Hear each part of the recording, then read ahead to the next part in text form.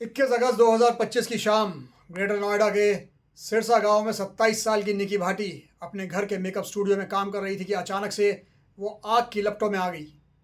आग में जलने लगी। उसकी चीखें सुनकर लोग उसकी तरफ दौड़ने लगे, उसकी तरफ पहुंचने लगे उसको बचाने के लिए, लेकिन कोई कुछ नहीं कर पाता। कोई उसे बचा नहीं पाया।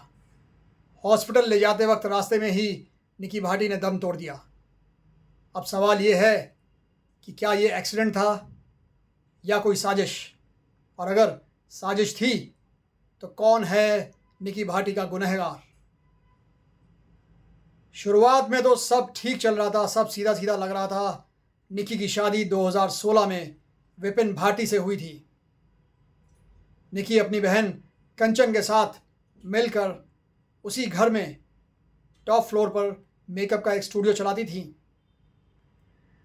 जिससे उनके पापा ने यानी कि भिखारी सिंह ने शुरुआत करवाई थी। उनको पैसे दिए थे चलाने के लिए, और कंचन और निकी मिलकर दोनों बहनें इसको अच्छा खासा चला रही थी और 50-60 हज़ार रुपये महीने के वो कमा भी रही थी। लेकिन असल में निकी की ज़िंदगी ऐसी नहीं थी। उसका पति विपिन कोई काम नहीं करता था। वो दिन भर दहेज में मिली स्कॉर्पियो और बुलेट पर घूमता फिरता रहता था, शराब पीता रहता था और अपनी सोशल मीडिया पर वो ये सारी वीडियोस डालता रहता था। लोगों को लगता था कि विपिन भाटी का दूसरी लड़कियों के साथ चक्कर है, अफेयर है। 20 अक्टूबर 2024 को तो निकी और उसके घर वालों ने विपिन को रंगे हाथों एक लड़की के साथ दिन दिहाड़े पकड़ लिया था। इसके बाद तो विपिन का बिल्कुल ही नेचर बदल गया। वो निकी को अक्सर मारता पीटता रहता था। निकी जो भी पैसे कमाती थी अपने मेकअप स्टूडियो से, वो उससे छीन लिया करता था और निकी को बोलता था कि ये काम बंद कर दो। उसके काम में रुकावट डालता था। इन दोनों के बीच झगड़ा बढ़ता गया और झगड़ा इतना बढ़ गया कि एक दिन तो निकी और कंचन दोनों पर विपिन ने हाथ उठा दिया। ये देखकर दोनों बहनें अपने मायके वापस चली गई। पंचायत के दखलंदाजी करने पर ये दोनों बहनें फिर वापस लौटी अपने ससुराल। अब आया वो काला दिन 21 अगस्त 2025 का। उस दिन विपिन और उसकी माँ ने फिर से स्टूडियो में काम को लेकर निकी को मारना पीटना शुरू कर दिया। कंचन कहती है कि जब वो बचाने आई बीच में तो विपिन ने कंचन पर भी हाथ उठा दिया और कंचन को चोट लग गई और वो बेहोश हो गई। जब कंचन को होश आया तो उसने देखा कि निकी आग में जल रही थी। कंचन ने तुरंत अपने मोबाइल फ़ोन से वीडियो बनाना शुरू कर दिया, जिसमें निकी चीखती हुई दिखाई दे रही थी कि बचाओ मुझे। फिर उसे तुरंत हॉस्पिटल ले जाया गया, लेकिन वो बच नहीं पाई। इसके बाद तो हंगामा हो गया, चारों तरफ हाहाकार मच गया।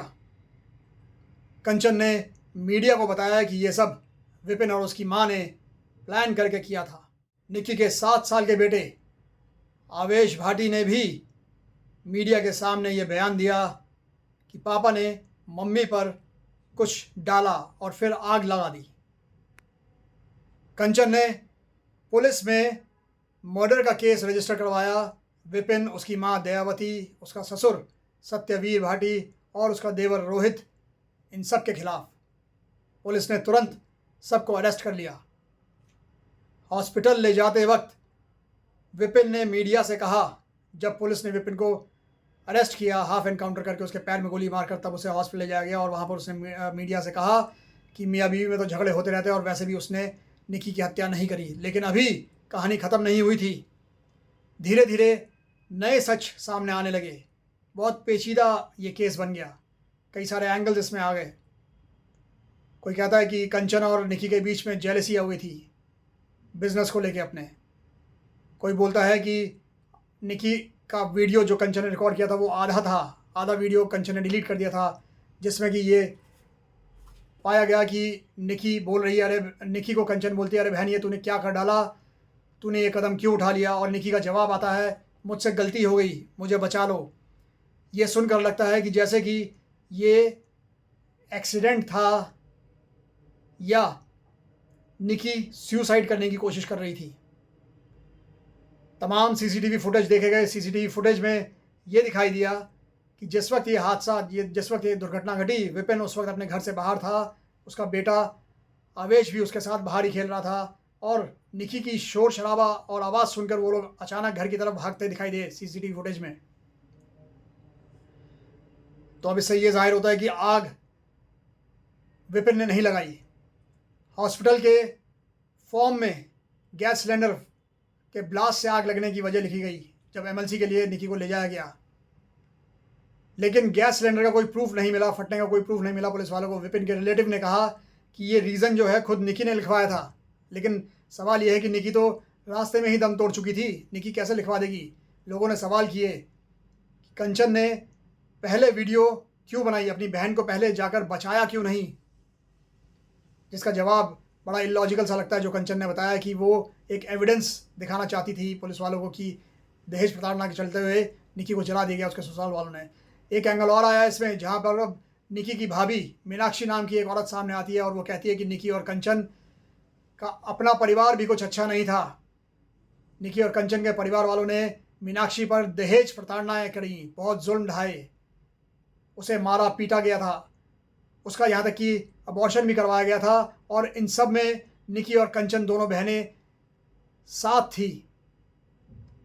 उसने कहा कि निकी और कंचन इस सारी प्रताड़ना में वो शामिल रही थी अपने परिवार वालों के साथ। ये सुनकर तो सब लोग दंग रह गए, शौक में रह गए, किसको क्या कहें और किसको क्या ना कहें, कौन शरीफ है और कौन गलत है। आज की सिचुएशन, आज की स्थिति ये है कि विपिन को आप भला आदमी नहीं कह सकते और ना ही निकी के घर वालों को या उसके मायके वालों को आप अच्छे लोग बोल सकते हैं। निकी का फ़ोन अब तक पुलिस वालों को नहीं मिला, जो कि इस केस में एक बेहद ही महत्वपूर्ण भूमिका निभाता है, बेहद ही महत्वपूर्ण सबूत है। पुलिस पर लोग आरोप लगा रहे हैं कि कंचन को पकड़कर कंचन से ठीक से पूछताछ क्यों नहीं करी गई। इन्वेस्टिगेशन फ़िलहाल आगे बढ़ रही है। एक बात तो तय है कि पता नहीं अभी और कौन कौन से एंगल सामने आएंगे, क्या सच्चा अपराधी पकड़ा जाएगा नहीं पकड़ा जाएगा, लेकिन एक जान जा चुकी है, एक बच्चा अनाथ हो चुका है, बिना माँ बाप के हो चुका है, और एक औरत मीनाक्षी आज भी इंसाफ के इंतज़ार में अपने दिन काट रही है। इस केस से ये तो समझ में आता है कि दोस्तों, दहेज की ना बात करो, ना लो ना दो, और अपनी बहुओं को भी बेटियों की जैसे ही दर्जा देना चाहिए, प्यार देना चाहिए। अपने बच्चों को, अपनी बेटियों को, बहुओं को पढ़ाओ लिखाओ और उन्हें सशक्त करो। अब आखिर में न्याय किसको मिलेगा, कैसे मिलेगा, कब मिलेगा दोस्तों, ये तो देखने वाली बात है। वीडियो को लाइक, शेयर और सब्सक्राइब ज़रूर कर दीजिए और मेरे चैनल के अपराध की कहानी को सब्सक्राइब कीजिए ताकि आप लोग जागरूक रहें, सचेत रहें, सतर्क रहें और ये ज़्यादा से ज़्यादा लोगों तक ये चैनल पहुंच पाए, क्योंकि मैं यहाँ पर आपके लिए सच्ची कहानियाँ लेकर आता हूँ जिसमें कोई मिलावट नहीं होती, कोई फिक्शन नहीं होता, कोई ड्रामा नहीं होता। तो चलिए मिलते हैं अगले केस में। तब तक के लिए सतर्क रहिए, सुरक्षित रहिए, सावधान रहिए, अपना और अपने घर वालों का, चाहने वालों का ख्याल रखिए। जय हिंद।